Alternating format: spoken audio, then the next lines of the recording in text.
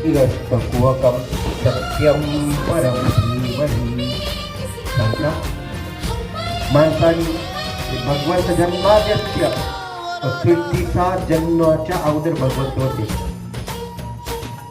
जन्माद्यस्य जन्माच्या अगोदर